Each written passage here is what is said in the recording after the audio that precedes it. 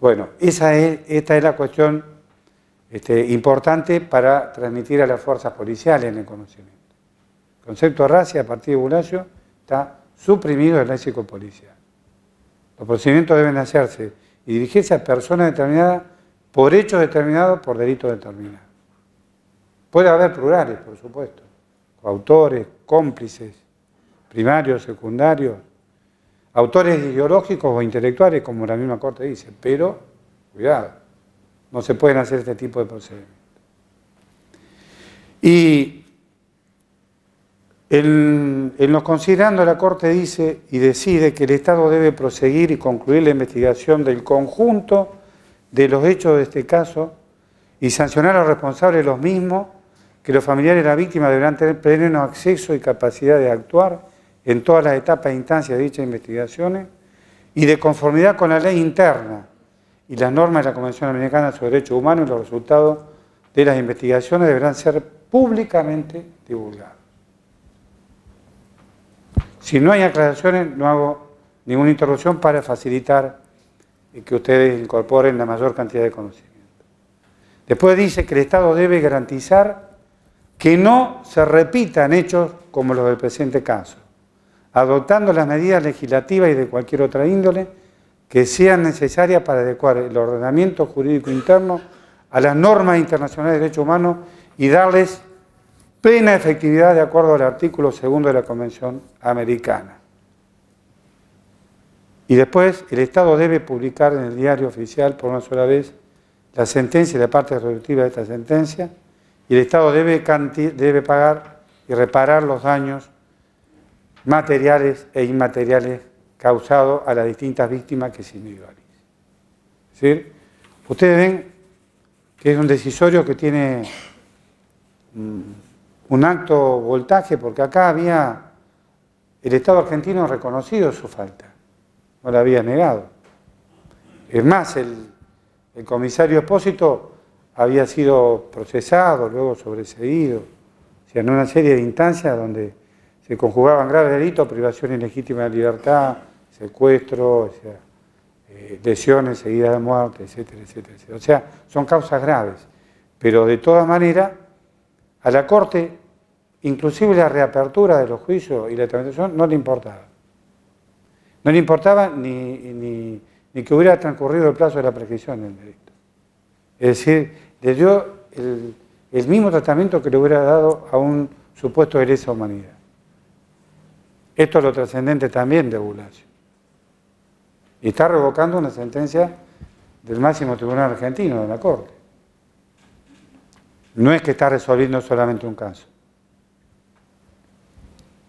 Entonces, podemos marcar muchas cuestiones con esa que tienen que ver con esto. Efectivamente, el 23 de diciembre del 2004, la Corte Suprema de la Nación Argentina, en la causa Espósito Miguel, que era el comisario procesado e implicado en este delito, por eso a veces se lee como Bulacio y a veces se lee como Espósito.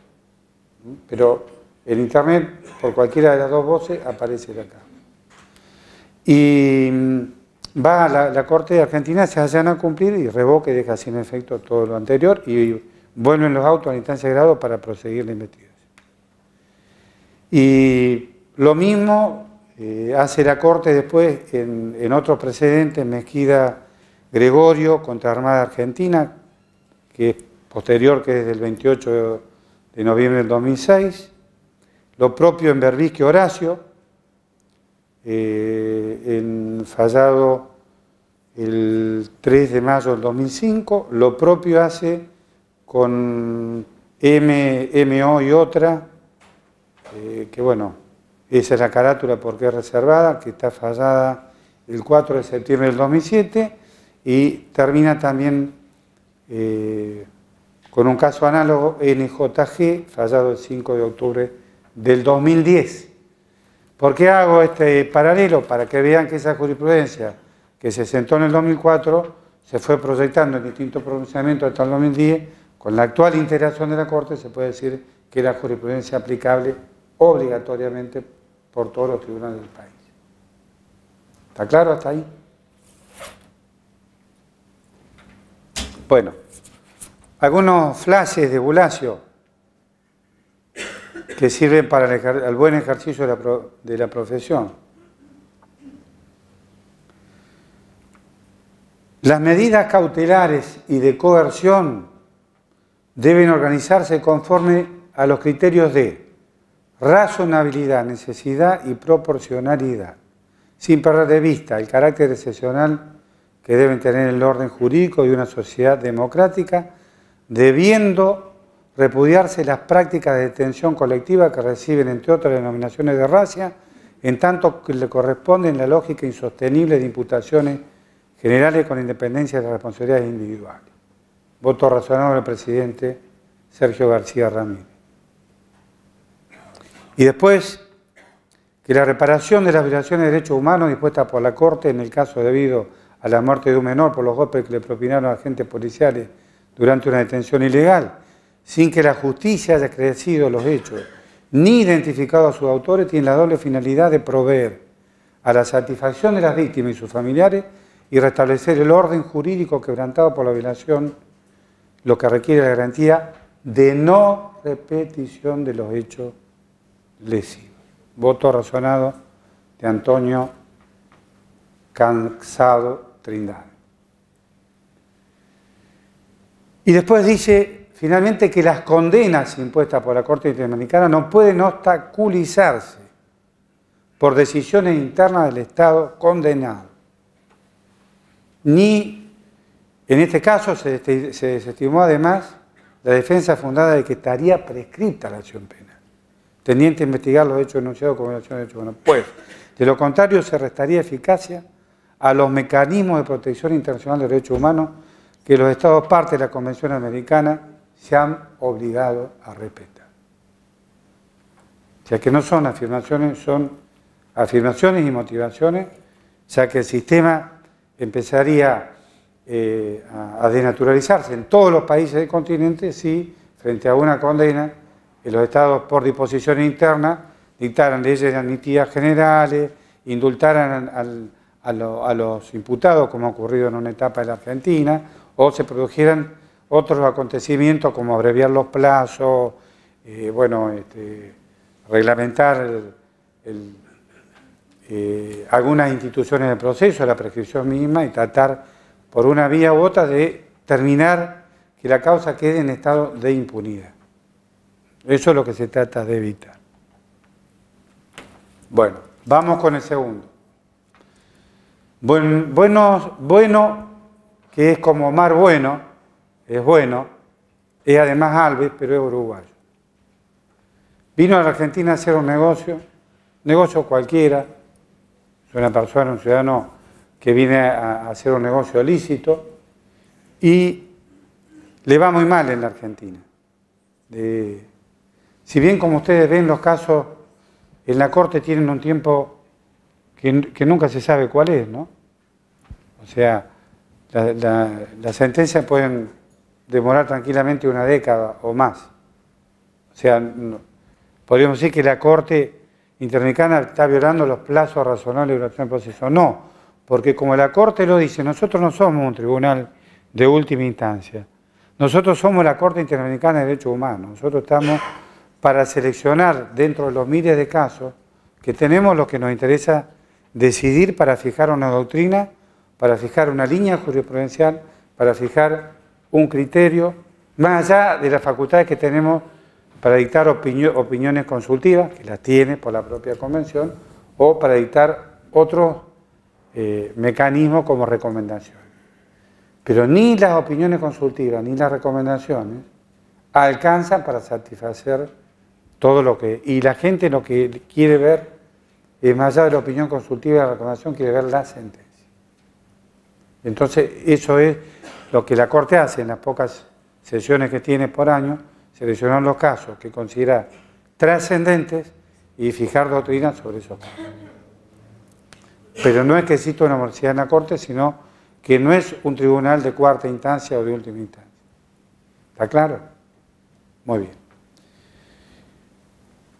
Este señor que tenía 43 años de edad, que era artesano, marmolero de profesión, que había hecho una operación que finalmente secuestró, cae en la órbita de una división de la Policía Federal, defraudaciones y estafa, y ahí recibe lo que nunca se hubiera imaginado, ni el cumplimiento del contrato, ni la plata que había invertido, sino que el sometimiento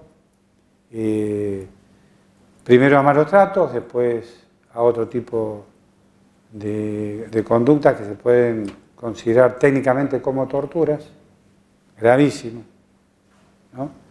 Y bueno, los intereses económicos se mezclaron acá con los intereses policiales, lamentablemente se terminó perjudicando la existencia de esta persona en un modo incalculable por nadie.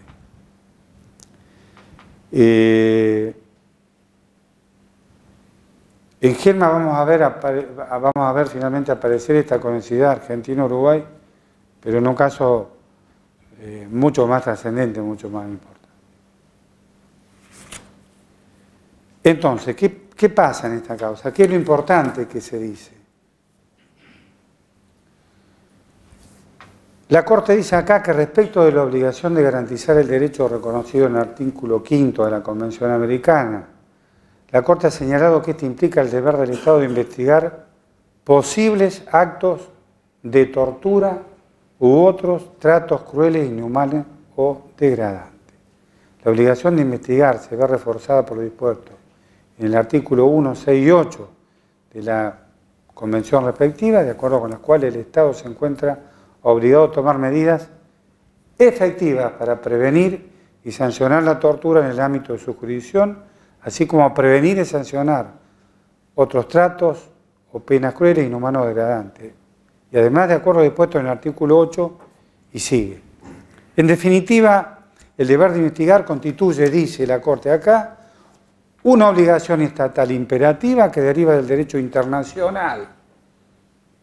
Acá remonta mucho más la Corte, ya no se remite a las normas de la Convención, sino dice que tiene como fuente las normas del derecho internacional y no puede desecharse o condicionarse por acto de disposición normativa interna de ninguna índole.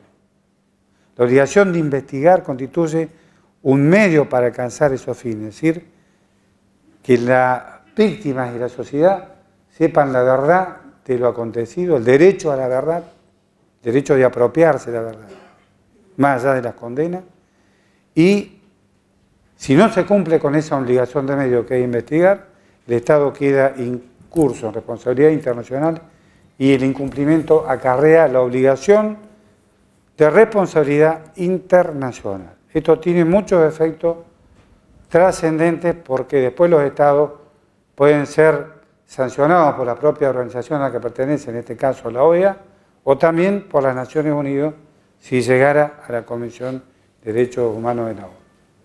Así que no es que sea una frase declamativa y a los Estados les vaya a ir bien, regular o muy mal. Les va a ir siempre muy mal. Porque en todos los reportes e informes anuales van a estar apareciendo Argentina, Argentina, Argentina, Uruguay, Uruguay, Uruguay, Perú, Perú, Perú, Chile, Chile, Chile, violando derechos humanos. Venezuela también, que tiene muchísimas causas.